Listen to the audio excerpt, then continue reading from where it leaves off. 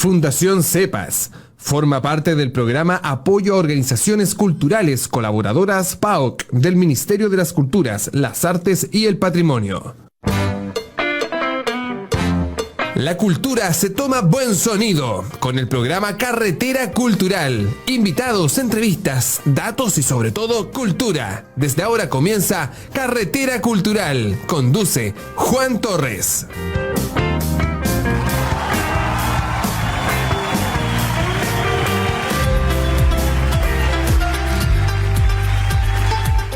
Hola, bienvenidos, bienvenidas a un nuevo programa de la Carretera Cultural, año 2023. Este es un programa para conversar, dialogar sobre actividades culturales, patrimoniales de Lota, conversar con artistas, emprendedores culturales. Este es un programa del área de cultura, Fundación CEPA y Centro Cultural Comunitario Pabellón 83 de Lota, transmitido por la señal de buen sonido Radio Digital. Hoy nos acompaña un artista visual, pintor, le gusta más que le digan, Cristian Dimitri Silva, con el cual vamos a conversar un ratito más, pero antes vamos a ver la programación que nos queda en la segunda patita del mes de octubre. Hoy la carretera cultural con nuestro invitado. Lota Puerta Afuera, el día 20 de este viernes 20 a las 11 horas estaremos en Cañete, en el CFT de Lota Arauco. El domingo 22 se hace una ceremonia de los 4 fusilados de Lota, una primera etapa en la Plaza Salvador Allende o la Plaza de los Aburridos, como le dicen, y después hay una actividad ahí en el Pabellón 83. El 25 se publica la Galería de la Memoria. Este año va a estar dedicado a la Fundación de Lota y una actividad que se hizo el día de fundación, que fue un parlamento que poco conocido que se hizo en Lota para un tratado de paz entre españoles y mapuches del sector ahí de Marihueño. El día miércoles 25, aniversario del Almacén de Arte Joven, también hay unas par de actividades de cuerda para Lota en el Teatro Lota, rectifico. El jueves 26 a las 11 de la mañana hay un encuentro ahí de bibliobús ahí a cargo de nuestro amigo Víctor Muñoz Villa, y el día 26 a las 11:30 también está el concierto de música chilena ahí en el Pabellón 83, 11:30 horas, así que cordialmente invitado a estas actividades que están y que quedan para el mes de octubre. También están los audiopoemas y cuentos ahí a través de la plataforma Spotify. Usted puede descargar conjuntos de cuentos que están alojados ahí con diversas temáticas enfocadas al buen vivir, a la paz y al reconocerse como personas y ciudadanos de buen vivir. Ya estamos acá con nuestro invitado Cristian Dimitri Silva, Dimitri siempre le digo yo. Él es artista, pintor. Dimitri, hola, bienvenidos a este programa. Ya nos quedan 2. Contigo es estamos haciendo el 3 para finalizar.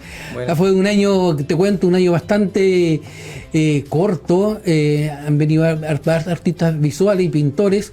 Y hoy te he invitado a ti porque tú tienes una exposición en el Pabellón 83 que se llama, aquí lo tengo anotado, Planeta Guerra. Pero antes de conversar acerca de tu exposición, nos gustaría saber, para quienes no te conocen, sí, y a los que te conocen, para recordarles, ¿quién es Dimitri Silva? Sí, bueno, hola Juan, hola a todos. Claro, puedo hacer una pequeña autorreseña de quién soy yo. Mi nombre completo es Cristian Dimitri Silva Rodríguez. Firmo, desde el año 2000, firmo mis trabajos, mis obras con Dimitri, simplemente. Y es porque me gusta mucho fortalecer mi obra con el significado etimológico de mi nombre. Viene del latín, como todos nuestros nombres, de la palabra Demeter, que significa de la madre tierra, o también el que nutre. Entonces me gusta mucho sentir que a través del arte puedo nutrir la imaginación, la esperanza, el pensamiento de alguien que no me conoce necesariamente a mí como persona, pero que puede verlo a través de mis pinturas. Pero la elección del nombre también tiene que ver con algo. Bueno, lo puso tu madre porque estaba leyendo, me acuerdo, años atrás. Nosotros conocemos hace un buen tiempo, sí, del liceo de Coronel. Hay una vez me contaste de que tu mamá estaba leyendo un escritor de nombre Dimitri. No, es que mi mamá... O personaje, no me acuerdo. Sí, mi mamá era muy buena lectora, a pesar de mi mamá quedó viuda. Era esposa de un futbolista que fue director técnico de Lota Schwager por allá por los años 60. Y Enrique Silva se llama mi padre. Y siempre había muchos libros en la casa, porque mi mamá leía mucho. Entre el trabajo de mantener a mí y a mis 4 hermanos, 2 hermanas y 2 hermanos. Entonces, como leía mucho, de repente le ponía el nombre a alguien de que le había gustado el personaje de un libro, de una historia, etcétera. Entonces, por ejemplo, mi hermano mayor, que es poeta, se llama Enrique Ulises, porque mi mamá estaba leyendo la Ilíada. Ulises. Mi hermana se llama Odette Elvira, porque Odette era una cantante francesa que le gustaba mucho a ella en esa época. Mi hermana se llama, otra hermana se llama Larisa Antonia, se llama Larisa por el personaje de Lara, del Doctor Chivago, que mi mamá era muy romántica, le gustaban todo este tipo de novelas románticas y todo. Yo me llamo Dimitri por un gimnasta ruso que ella era muy fanática, se llamaba Dimitri Vilosarchev. Y mi hermano Vladimir, etcétera, por lo mismo. Entonces yo le decía a mi mamá, menos mal que tú no estás leyendo Ali Baba y los 40 ladrones. ¿Cómo nos llamaríamos? Imagínate ahora, ¿cómo me llamaría? Onur Silva. Imagínate. Entonces viene de eso, pero también una cosa muy que yo recuerdo con mucho cariño y con mucha suerte que tuve, que justamente lo que hago es recordar que había muchos libros en la casa.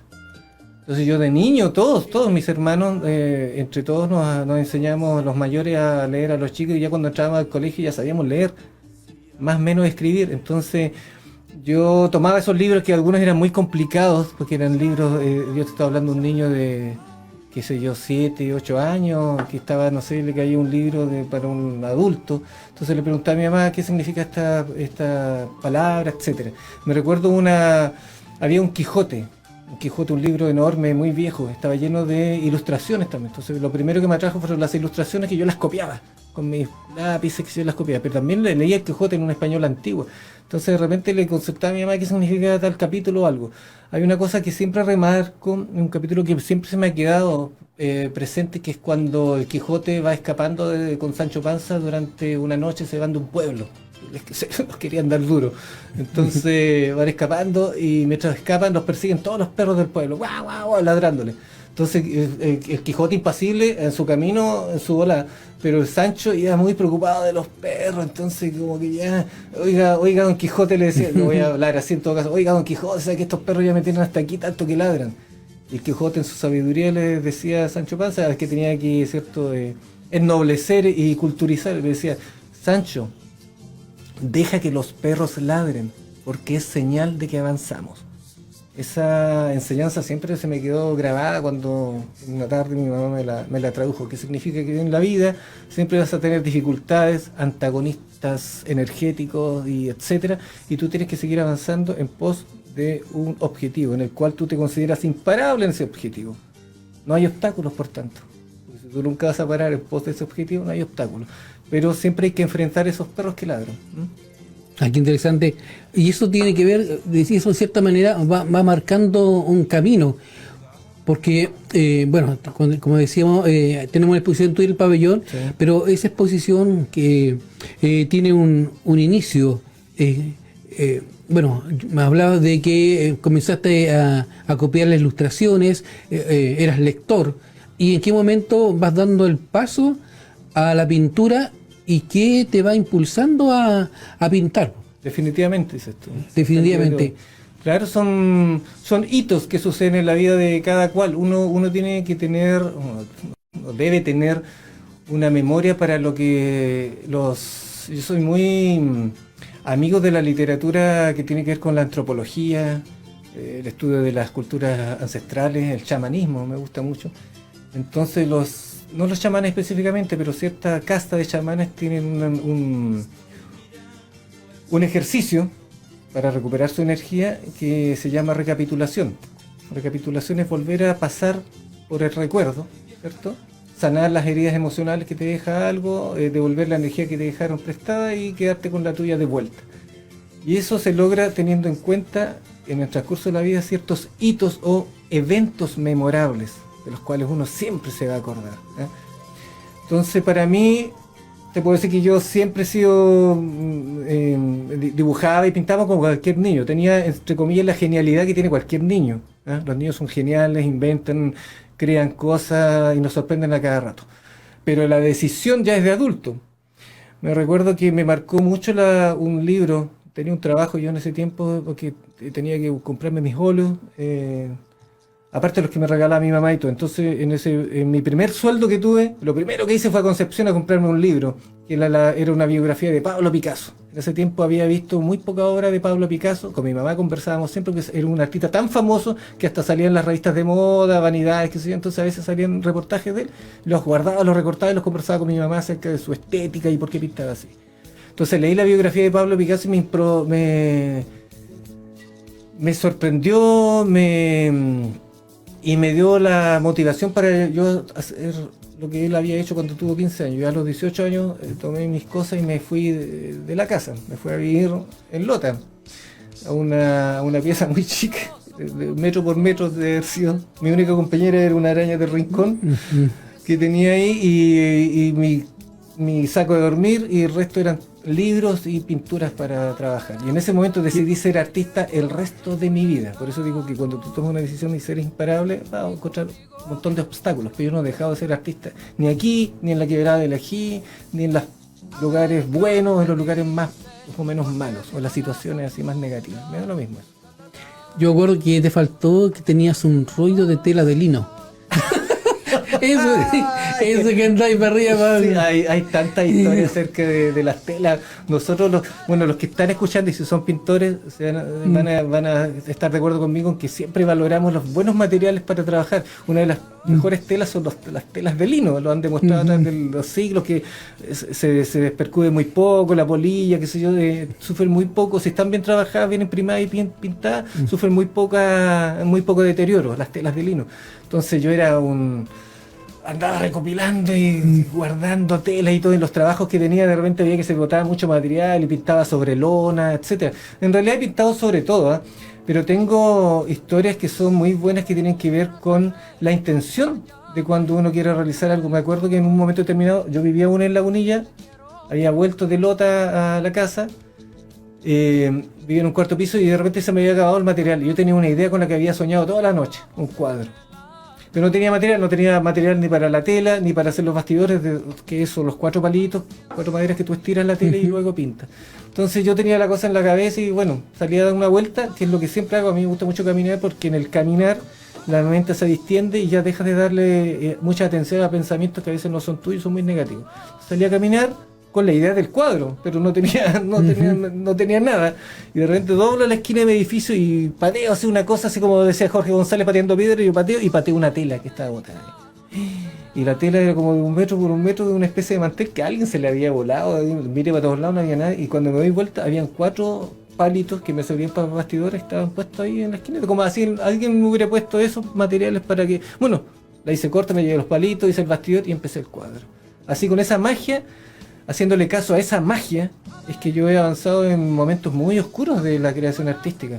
Me recuerdo cuando me fui a Lota, fue la primera vez que yo pasé muchísima hambre de artista, muchísimas precariedades de artista, pero aprendí de todo lo que había a mi alrededor. Recuerdo un día, llego al taller, después de haber estado conversando con mis amigos, llego a mi taller a trabajar, no había comido nada en todo el día, que se estaba muerto de sed, etcétera, estaba cansado, pero tenía una idea en la cabeza. Y donde yo arrendaba, la señora acostumbraba a botar el pan ya añejo o rancio, lo colgaba en un clavito en la pared para el otro día tirarlo en alguna parte, en la basura. Entonces yo le había echado el ojo a eso, pero en mi vida yo había, no sé, por así decirlo, robado, si se quiere decir, porque ese pan no era mío en todo caso. Pero resulta que me sonaban tanto las tripas, me acordaba de Van Gogh, de Gauguin, de Picasso, etcétera, que debajo de la lluvia me puse a mirar la bolsa del pan, así, pero la pensaba mucho. Y en ese momento que la estaba pensando, sale un gato del techo, un gato roñoso, de esos gatos gladiadores llenos de tajo y todo, baja rápidamente, pum, agarra una de las bolsas, también la agarra y se la lleva, y es con comida. Entonces en ese momento, la lección, cuando tú la piensas mucho, no pasa nada, hay que llevar toda la acción.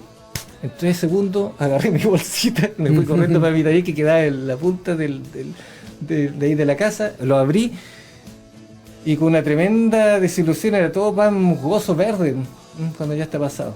Y fue el pan más rico, musgoso y verde que me comí en mi vida, y seguí trabajando. Esa es una talla No es para que, ay, qué tristeza más grande, yo tomo como, estos son mis hitos de guerra, estos son mis hitos de... Los procesos de cuando estaba en la aprendizaje. trinchera, claro, justamente, no me avergüenza para nada y aprendí la lección, ¿ves? El gato me enseñó, no la pienses tanto, la mente es tu enemiga, la mente te hace dudar, te hace sentir vergüenza, ¿por qué? Te hace sentir esto o aquello, actúa, escucha tu cuerpo. Mira, y en ese tiempo, ahí tú conformabas, bueno, has estado en varios grupos de pintores, Plástica Díaz, me acuerdo que en ese Sí, tiempo, con Jaime Catalán, con Jaime Catalán, Juan Carlos, el profesor Juan Carlos, Valenzuela que es también, profesor sigue ahora, siendo pintor, en ese tiempo era estudiante. exacto. Bueno, de ello me acuerdo, sí, pues, hay un taller, que igual en ese tiempo se hicieron varias actividades, de hecho se hicieron varias mediaciones. Sí. Me acuerdo se hizo una exposición en la Plaza de Armas, después se expuso, me acuerdo. En Sempro, ¿te acuerdas? En Sempro, sí, en Sempro estamos ahí alojados y nos dieron un espacio a la gente que estaba haciendo actividad cultural en su momento, y una exposición que se hizo en la Escuela Industrial. Sí, también. Sí, Nos allí regalaron las marcaciones que son unas maderas que se le ponen a los cuadros alrededor, ¿no? mira, justamente, y me acuerdo que ahí fuimos la agrupación de escritores y pintores de... Sí, era un grupo cerrado, sí. o sea, abierto, pero cerrado porque era muy, muy compacto. Eran muchos, Claro. para la época. Sí, hicimos una mediación ahí fue. Sí. Me acuerdo que hicimos una mediación, igual tenemos bastante historia con respecto a eso, porque hoy día se habla mucho de la mediación, pero en ese tiempo, por instinto, por necesidad, por el deseo de generar una comunicación entre los que estábamos o los que estaban haciendo una actividad cultural con los que están recién aprendiendo a ver una, porque me acuerdo que eran estudiantes de ellos, así que igual me acuerdo que se generó un diálogo porque se permitió que se generara esas dos miradas y ese encuentro de personas que estaban ahí, una ejerciendo el arte, por decirlo de alguna manera, y aquellos que están por primera vez viendo una exposición pictórica. Exacto. Yo pienso que en esa época fue la primera exposición pictórica que se hizo en un colegio en la comunidad de igual, es como un hito, ahora que lo pienso, mira, no lo había pensado, fue un hito tremendamente significativo. Exacto, lo que se hizo en su momento. Con nada, con la precariedad del esfuerzo, en conjunto nada más. Claro. Acuérdate que también realizamos uno que se llamó, y que me tocó a mí leer en la plaza pública, que se llamó El Manifiesto por el Arte del Carbón. Sí. Hace algunos años, que yo guardo siempre los documentos y diarios y todo, porque los puedo usar a veces para mis collages, que me he puesto algunas veces en las pinturas, en las obras murales. Me tocó leerlo, nosotros estábamos con esa... Yo sigo siendo y viviendo en ese espíritu de una absoluta fe en lo que hago. Entonces los jóvenes creen mucho y le ponen todo el tuétano, ¿cierto? Y la energía al romance, vamos a llamarlo así, el romance por el mundo del arte. En este largo camino que yo llevo recorrido, he visto como a veces hemos conformado grupos de 20, 30 personas y voy quedando siempre yo, otros dos más apasionados, y así es la cosa, porque esto, yo siempre defino el arte, o dedicarse al arte en cualquiera de sus medios, no solamente porque te guste, es tu pasión, etcétera, sino que es un tour de force, como dirían los franceses. Es un largo camino, no es comprometerse a medias ni por un tiempito mientras me resulta, a lo mejor puedo vivir de eso o no. No es de eso de lo que yo hablaría ni de lo que se trata para mí. Es la persecución de un plus de tu persona, de un elevarte a través de la realización de un arte. Acuérdate que también se denomina arte a las artes marciales, que es un arte de combate, ¿cierto? En las distintas escuelas, en los distintos países y tiempos, etcétera. Y que no se llega a ser un artista marcial de la noche a la mañana.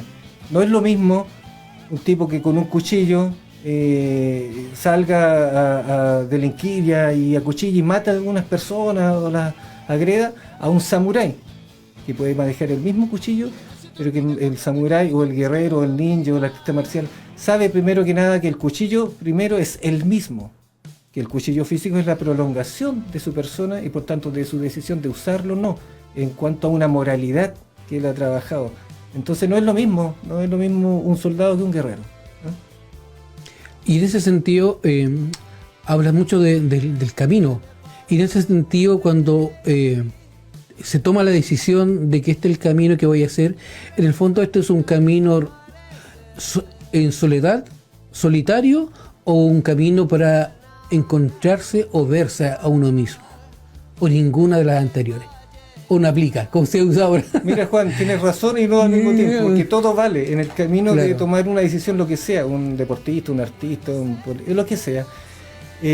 Obviamente que tú tienes que profundizar en algo, y en ese algo eres tú mismo, es tu persona. ¿Cómo voy creciendo con lo que voy haciendo? ¿Me ha servido? ¿Para qué? He perfeccionado ciertas cosas. ¿Cuántas más me faltan por descubrir que puedo perfeccionar? ¿Cuál es mi plus? ¿Ah? Entonces son decisiones que se toman con una voluntad de ser. No una cuestión como una hoja al viento no decide. ¿Entiendes? Y la hoja cae y el viento sopla para el sur y la hoja va para el sur y el viento sopla al oeste y la hoja para el oeste. Uno tiene que ser... Hay una imagen muy metafórica que me gusta mucho, que también es sacada del chamanismo, que decía que un guerrero tiene que ser como una estatua monolítica de una sola dirección en su mirada. Imagínate, tomas una decisión que convierte en una estatua monolítica, de hierro, de piedra, inmóvil, con una sola dirección. Por intenso que sea el viento, por grotesco que sea el huracán, las lluvias de lava, de lo que sea, los enemigos, tú vas en esa dirección o tú enfrentas esa dirección. Nada te puede mover de ahí. Y eso se toma, como digo, es un ejercicio de voluntad y de disciplina.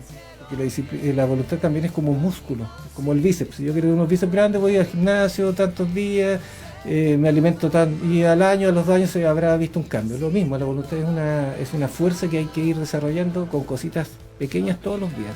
No hay que hacer grandes ejercicios de voluntad tipo chamanes, tipo monjes budistas, lo que sea, sino que las pequeñas cosas que nos van haciendo mejores nomás. Hacer mejor nuestra cama, lavarte bien los dientes, hacer tu kung fu. Me dicen, oiga, ¿usted practica? Sí, mi kung fu es hacer lo más perfecto que yo puedo todos los días, lo que todos los días hago. Si cocino para mí, que sea un plato exquisito. No puedo estar cocinando para mí, por ejemplo, si estoy enojado o tengo una pasión baja, algo. Tengo que primero liberarme de eso, porque si no, se transmite en la comida y luego eso yo lo digiero y vuelvo a devolver la misma energía.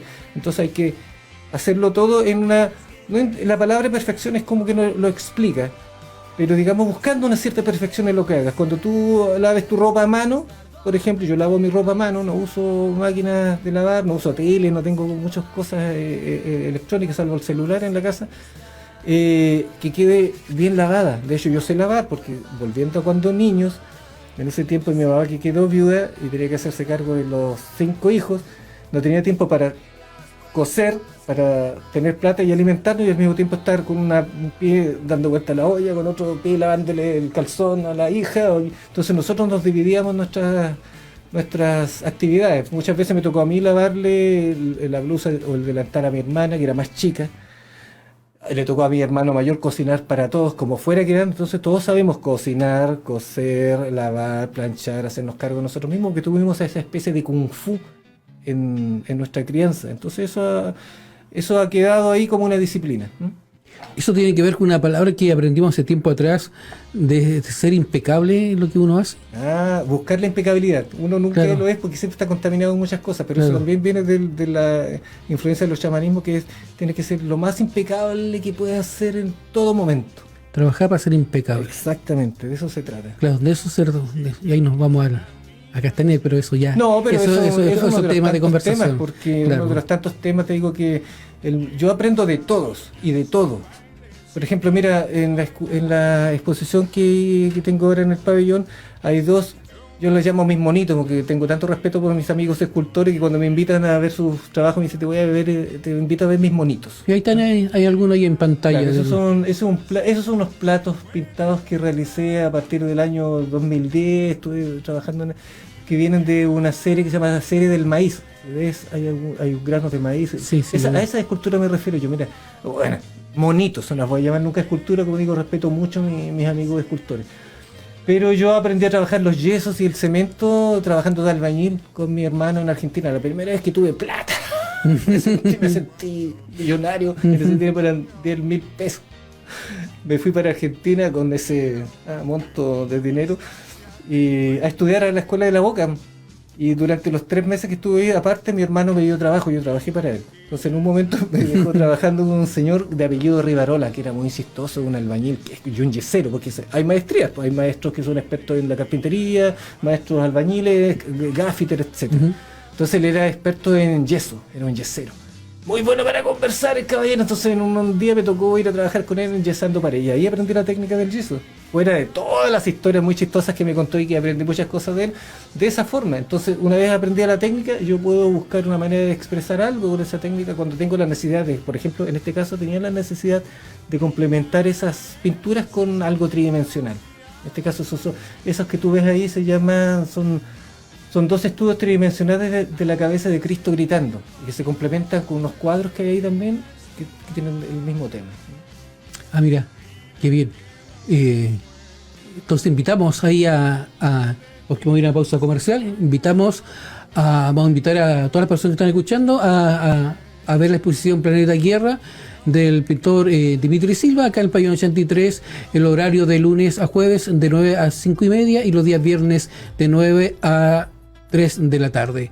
Dimitri, te voy a invitar a hacer un breve espacio comercial, claro, y vamos a volver ahí a hablar acerca de tu exposición. Vale. Ahora sí, estamos de vuelta en el programa La Carretera Cultural, un programa del área Cultura y Fundación CEPA y Centro Cultural Pabellón 83, transmitido por la señal de Buen Sonido Radio Digital.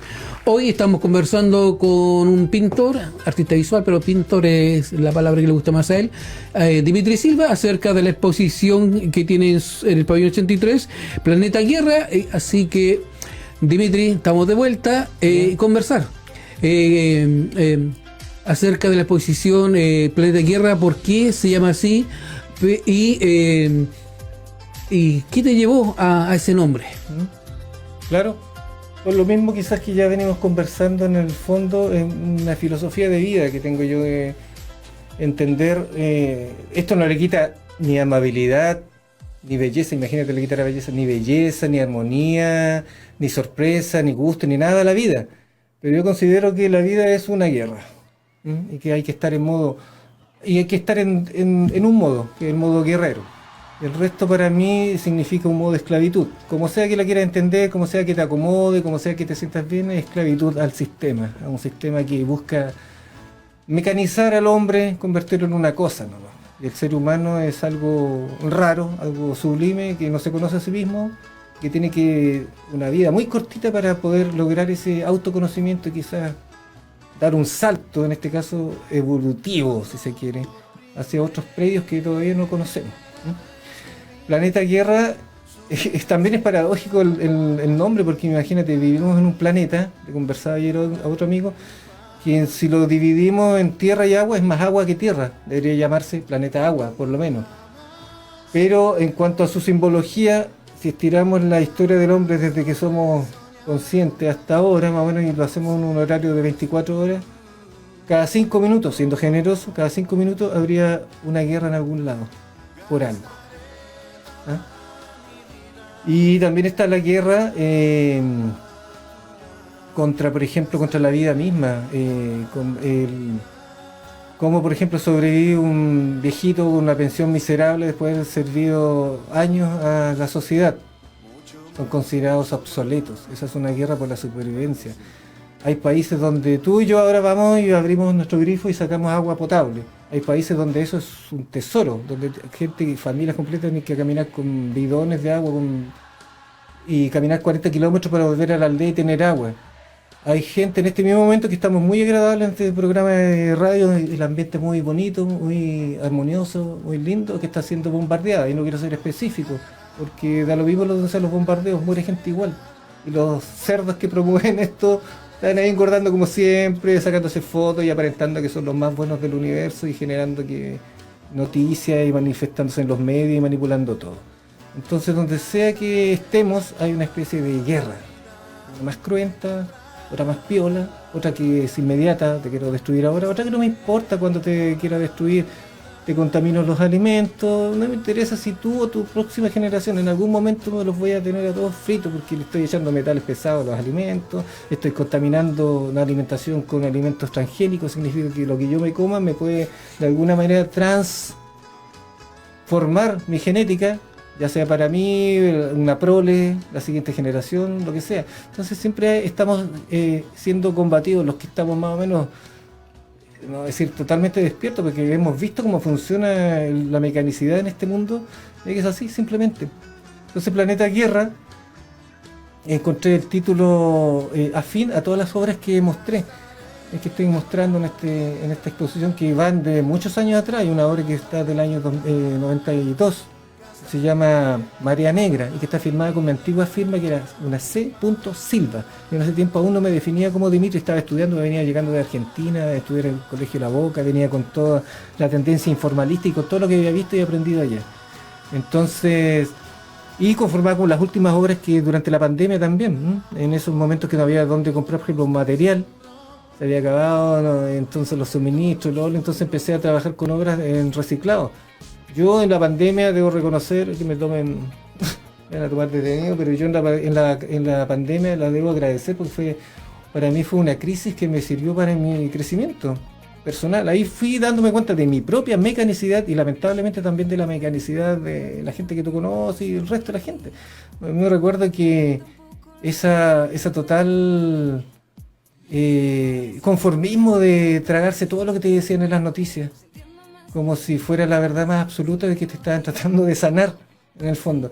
Yo me sané y no tuve problemas con el bicho, no sé si se podrá decir aquí ahora, censurarán este programa o no, pero porque mi principal fuente de salud para mí es la naturaleza.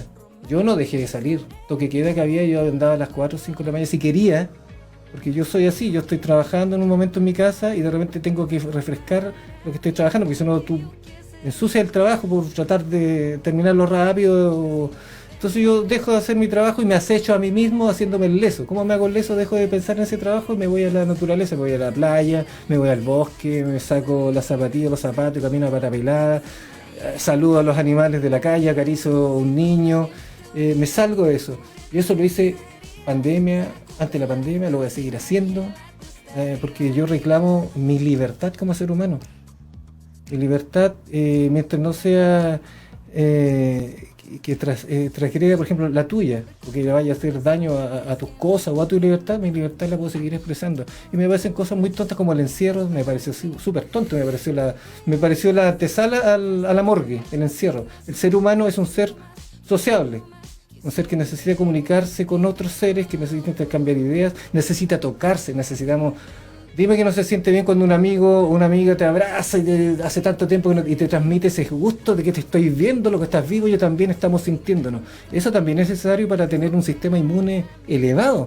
Entonces los encierros, las comidas contaminadas y las noticias, el bombardeo mediático de que no haga esto porque le va a dar esto, etcétera, etcétera, lo que hacen es mermar, bombardear la guerra, bombardear su sistema primero mental.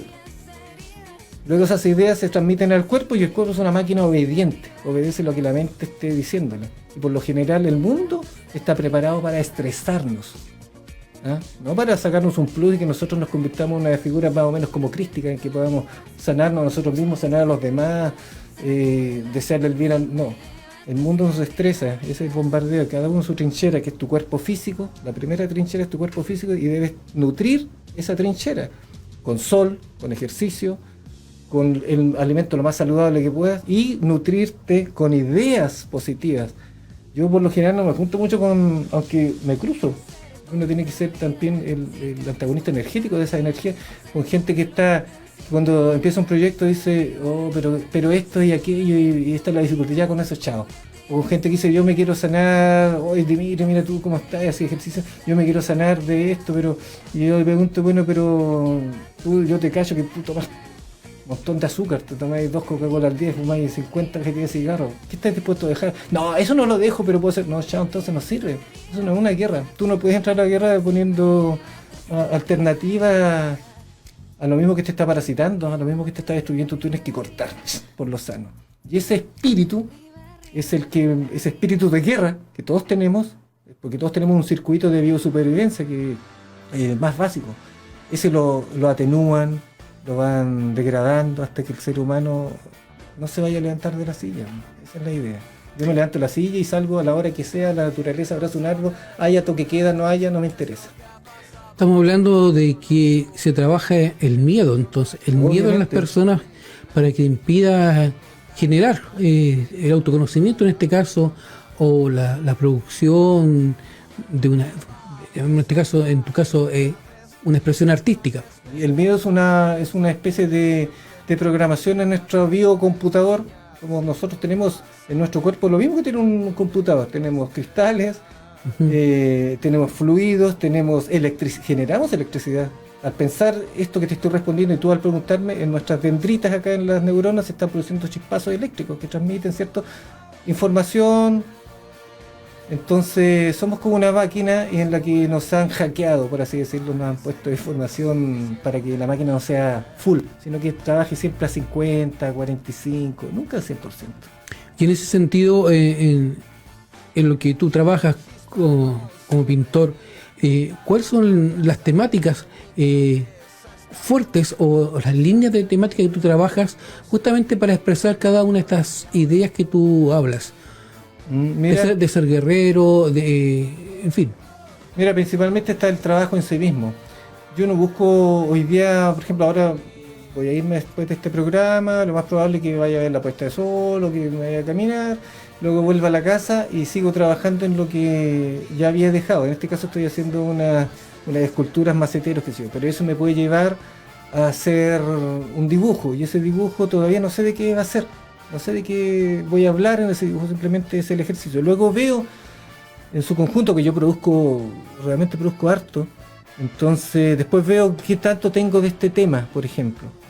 Entonces para esta exposición me di cuenta que tenía mucho que ver con la guerra, porque había empezado, aquí hay temas que son, por ejemplo, la serie del maíz. La serie del maíz la empecé después de mi viaje a Honduras, en Centroamérica. Fui invitado por un centro cultural, Igueras, donde pinté unos murales allá, entonces me imbuí de su cultura. El maíz, ¿cierto? La esencialidad del nacimiento del hombre. El hombre fue creado de varias materias que no funcionaron, hasta el final el maíz funcionó. El maíz. Entonces esa serie del maíz la empecé a realizar cuando llegando aquí hubo otro golpe o supuesto golpe de Estado, porque estos países así tienen una inestabilidad política. Estamos hablando de Honduras. Ya. Y todo alrededor, si sabemos la historia de esos países centroamericanos, a los que llaman países bananeros, por lo mismo, que siempre lo han explotado, ¿no? Entonces hubo un amago de golpe, un cambio de gobierno, muchos de mis amigos se tuvieron que ir del país, etcétera, murieron algunas personas.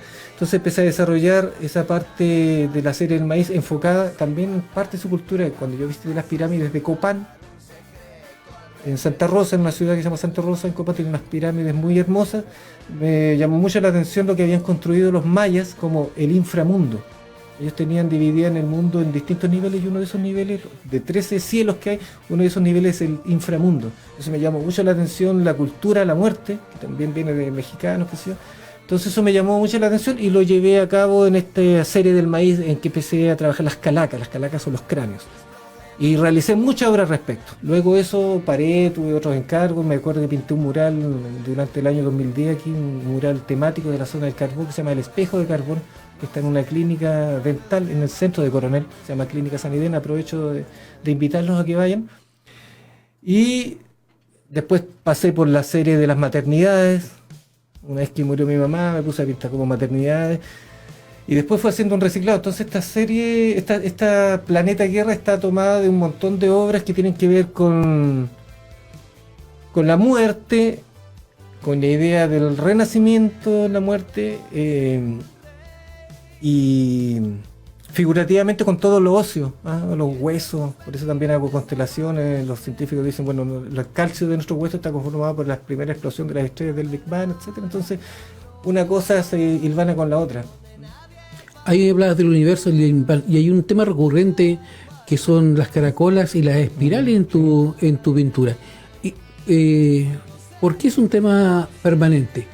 Mira, yo te decía que me crié en Maule. Yo nací en el Hospital de Coronel y me crié hasta los 25 años en Maule. Frente a mi casa, que no quedaba más que a 50, 60, 80 metros de mi casa, estaba la playa. Yo siempre he tenido un amor por el mar y por las costas y qué sé yo. Entonces siempre he andado en la playa y me gustaba, como todos los niños, juntar conchitas porque me llamaban la atención sus coroles, sus formas, los brillos, qué sé yo. Entonces los primeros dibujos que también hice académicamente eran chinchorreros y gente del mar. porque no tenía modelo en esa época, entonces iba mientras estaba trabajando también dibujaba las caracolas. Pero de la caracola no me llamaba tanto la atención la forma de la caracola, sino que la espiral, como forma matemática que ya se ha demostrado en Fibonacci, por ejemplo, en cómo escalonadamente y simétricamente una caracola se va conformando en base a una matemática, ¿cierto? Una geometría que ya llaman la geometría sagrada, que está presente en todas las flores, el crecimiento de los árboles, el desenrollamiento de las alas de una mariposa, el ADN, etc. Entonces a mí me interesaba, en los rostros, sí, está en todo. Entonces me interesaba la espiral como algo que está ahí sin verse, o sea, como una energía que ha conformado algo. Entonces, como es como una excusa, yo tomaba el caracol, que era la forma que por su naturaleza visual tenía una espiral, la contenía en sí misma. Entonces, así que, perdón, no necesariamente pinto caracolas, yo pinto a partir de la espiral. claro, entonces fue como un despertar en la iluminación que te produjo el hecho. Hace un rato hablabas justamente de un momento de lucidez.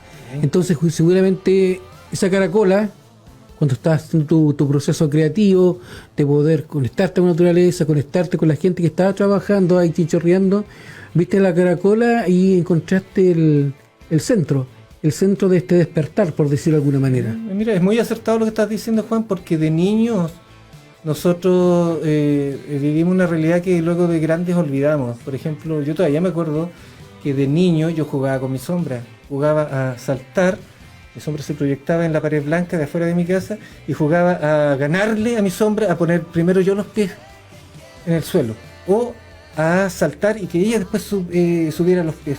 Y yo recuerdo que esas cosas pasaban, cuando tú las conversas no te las crees, a los niños no les creen muchas cosas, porque viven una frecuencia muy distinta. Luego, ¿qué pasa? Que los niños todos, nosotros, los contaminamos, los adultos, y entonces empiezan a pensar, a decir y a hacer las cosas que nosotros como adultos tenemos que hacer, porque somos una sociedad de adultos, que hay que ser responsables, etc. Entonces matamos un poco, no la fantasía del niño, bueno, es una fantasía, es una realidad de cuando somos niños. Entonces sí, es muy acertado lo que tú puedes decir, a lo mejor en un momento determinado, sin que mediara la razón, una explicación lógica, ¿cierto? Con pelos y letras, entendí la energía de una espiral a través de la contemplación de caracoles y por eso me enamoré del tema, y etcétera. Es muy probable. Es que es la maravilla de la simpleza aparente. Exactamente. Me sale bonita esa frase, voy a anotarla. y estas temáticas, Dimitri, entonces van componiendo, porque la pintura no es solamente el arte de pintar o la forma de pintar o la expresión de pintar, sino que también hay un proceso de vida en cada una de las pinturas que van ahí. Porque está tu camino, ¿cierto? Está el proceso creativo, pero también está la vida, que está muy ligada a cada una de las pinturas que tú has hecho. Como los eventos que se cuentan. Yo mira, siempre me gusta tomar frases, porque yo he aprendido, como digo, de muchas personas, y no solamente artistas, y a cada rato, o sea, ahora salgo, conozco algo que puedo aprender, bienvenido sea, aprendo todos los días, pero me gusta mucho expresarme con frases que dijeron otros artistas antes que yo y que la encuentro genial. Por ejemplo, Roberto Mata, nuestro gran Roberto Mata Echaurra, un pintor enfocado o encasillado dentro del surrealismo chileno. Él decía, cuando le preguntaban, era muy desenfadado Mata, decía que la pintura no sirve para nada. La pintura no sirve para nada, y tiene toda la razón, la pintura en sí no sirve para nada, sino lo que tú vas a hacer mediante el proceso que estás pintando, o las personas que van a hacer con respecto a esas pinturas. En el fondo, lo que decía Mata, que la pintura en sí como objeto no sirve para nada, ya es entretenido o aburrido, como sea, pero el proceso de descubrir mediante una manipulación de esencias, de colores, de texturas, de forma, en un plano, ser un creador, te ayuda más. Eso sí que sirve. Eso sirve para el ser humano que quiere ser aún más humano. Y la pintura, la escultura o lo que sea externo, es justamente algo que puede incluso después pasar. Entonces es el camino. Es el camino que transforma. Yo, como la novela, no sé, clásico no leí, pero me voy a remontar a la película. El viaje que creo que hace Ulises, cuando sale de su patria, y hay todo un proceso de aprendizaje. Exacto. Hasta que vuelve. Entonces, no es el producto final, sino que el proceso. Claro, el proceso, el que te cambia, el que enriquece. Sí, pues no es tanto el objetivo del viaje, el viaje para llegar acá. No, el viaje. Disfruta el viaje, aprendes del viaje. El viaje, ponle atención, porque en el viaje tú estás aún no has llegado al objetivo que te hayas propuesto, pero en el viaje tú estás un eterno presente. Eso es algo que, primero, darse cuenta te toma algún tiempo. Hacer algo al respecto, dependiendo tu voluntad, tu interés, tu disciplina, etcétera, te puede tomar más o menos años. Pero darse cuenta de que vivir de lo que pude haber hecho, de si esto lo pude haber hecho mejor aquí o allá, no vale la pena. Chao, eso ya fue, no hay modo de cambiarlo. Y vivir de, oye, ahora el próximo programa que vaya donde Juan y mi amigo, voy a decir esto de esta manera y me voy a sentar así, va a ser mucho mejor. Filo, porque eso tampoco existe. Lo único que existe es este momento. Y de qué manera impecablemente tú haces tus preguntas, yo te doy mis respuestas de la manera más impecable para que a través de esta impecabilidad lleguemos al que está escuchando y le demos un viento de algo, un viento de conciencia, un viento de aclararse algo, por lo menos una duda, algo, ¿eh? Entonces, para mí eso, yo este viaje lo disfruto montones. Y no se acaba hasta que se me acaba mi vela, que está todavía encendida ahí. ¿Y solamente pintores han influido en tu vida o también escritores? No, a mí, Juan, yo te dije, aprendo de todo. Mis primeras influencias están en el mundo del deporte. Yo recuerdo haber visto una imagen, ya muy antigua, no sé si en internet debe estar, de un atleta sudafricano llamado Abebe Bikila, que me parece en las Olimpiadas de, no sé, 70 y algo.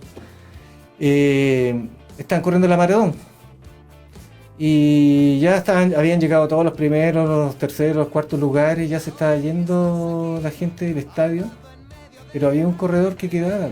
Los medios de comunicación no eran como los de ahora, que está todo al instante, celulares transmitiendo, satélites, GPS, está todo como pasando en situ. Tú te puedes dar cuenta de alguien que viene corriendo de China para acá, lo están transmitiendo. En ese tiempo las transmisiones eran más retrasadas. Y Abebe Bikila seguía corriendo porque su objetivo era correr la maratón. Y recuerdo una imagen que veo que tampoco se me ha borrado nunca, que es cuando desde un contraluz ya enfocan la entrada del estadio y se ve una sombra que viene surgiendo desde un horizonte muy oscuro. Esa sombra era este deportista que venía con sus piernas llenas de vendaje y todo por los calambres que había sufrido en el camino, en la carrera. Y la gente que se quedó esperando se levanta y lo ovaciona, mientras él corre los últimos 400 metros para entrar y ganar y desmayarse tal vez. Entonces ese espíritu indomable de Abebe Bikila me marcó, ese ejemplo. También está Emil Zatopek. Zatopek también era un corredor que él había tenido una enfermedad y le dolía todo el cuerpo. Y le dolía entrenar, y entonces cuando él corría, la gente al principio no lo entendía porque ponía unas caras de dolor cuando corría. Y él las denominaba sus caritas de monstruo. Esas caritas de monstruo, él se las ponía a su propio dolor para que el dolor no le impidiera competir. Esos tipos. Mohamed Ali, que se negó a ir a una guerra, decía, ¿por qué tengo que ir tantos kilómetros a bombardear gente que nunca me ha hecho nada?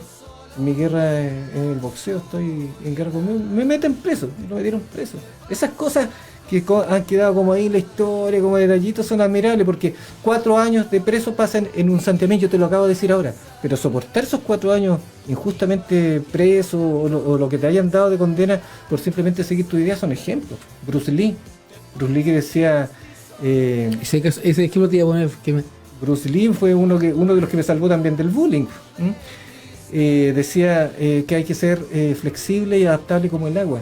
Es decir, si el agua tú la pones en una tetera, adquiere la forma de la tetera, si la pones en el vaso, adquiere la forma del vaso, pero un agua también una simple gota de agua penetra la grieta de una roca, se congela y la parte. Yo he visto eso montones de veces, porque yo siempre voy a la cordillera, a la montaña, y se ve eso, cuando la grieta, el agua la partió, se congeló el agua. Entonces el agua también puede golpear, puede fluir, sanar, limpiar, pero también puede golpear. Entonces eso es un ejemplo, y no es un artista de pintura, son todos estos, yo te he nombrado artistas del deporte, escritores, obviamente, muchísimos escritores. El primero es uno de los más locos, Julio Verne. El primer libro que yo me leí, que no diría que estarlo leyendo porque era muy niño, era 20.000 leguas de viaje submarino. Y después ya me tuve que leer todo a Julio Verne, después me leía a todos los escritores de ciencia ficción, conocí a Hugo Correa, de viejo, ahora lo conocí en el sentido de su obra, un gran escritor de un libro de ciencia ficción que se llama Los Altísimos, me voló la cabeza su relato. Los 100 años de soledad de García Márquez, esa magia que uno la encuentra en todo. Yo, por ejemplo, esa magia que resume García Márquez en sus libros, yo la encuentro a cada rato en mi vida. Yo he tenido, por ejemplo, mariposas viviendo conmigo en mi casa durante días, que han salido, por ejemplo, me coloco un pantalón, fue una cosa muy chistosa, y parece una imagen de un cuento de García Márquez. Yo me levanto, me coloco un jeans, y cuando sale mi pie, sale volando una mariposa. Esa mariposa, pum, se posa en la ventana de mi dormitorio, después se posa en mi ropa, yo le abro todo para que salga y está 3 días viviendo conmigo. Luego se posa en mi paleta cuando yo estoy pintando, hasta que finalmente decido que se vaya esta mariposa, que tiene que ser su vida de mariposa. Como al 3er día voy, le hablo a la mariposa, le digo muchas gracias, me encantó tu visita, etcétera, es preciosa, tus colores, pero es necesario que tú vayas porque ni siquiera has recibido el agua o el azúcar que yo te doy, no sé cómo alimentarte. Tú eres que la mariposa parece yo escucharme, voló, dio 3 vueltas alrededor de mi cabeza y luego se perdió en el horizonte.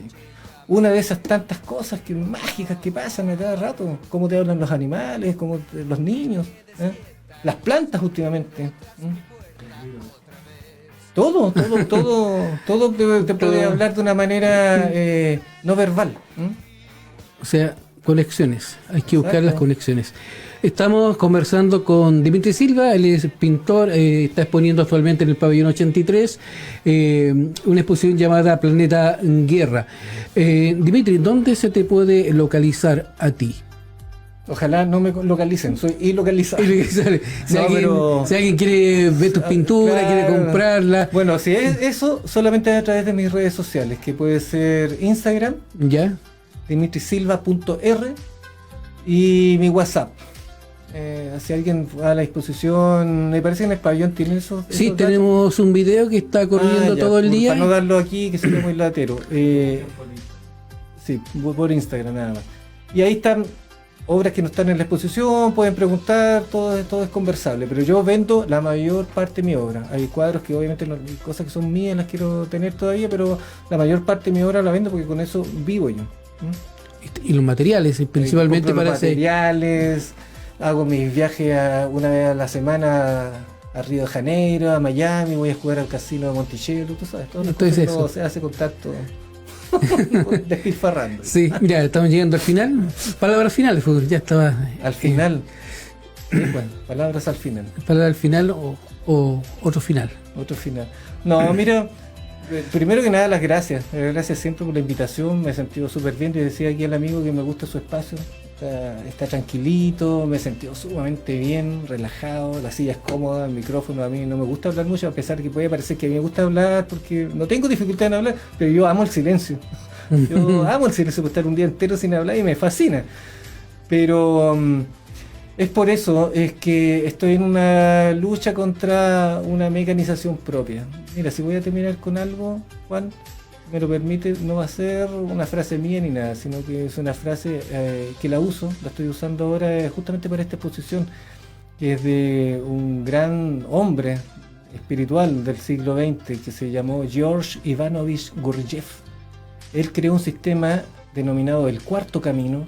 No lo voy a explicar aquí, todo el que es interesado se podrá meter a YouTube e investigar la obra de Gurdjieff, etc. Pero él tenía una frase que define lamentablemente nuestra situación humana. Quizás a alguien le duela y quizás en ese dolor, esa molestia puede hacer algo al respecto. Decía que los hombres nos comportamos como máquinas en todos los aspectos de la vida y por lo tanto le decía a sus alumnos: máquinas nacen y máquinas mueren.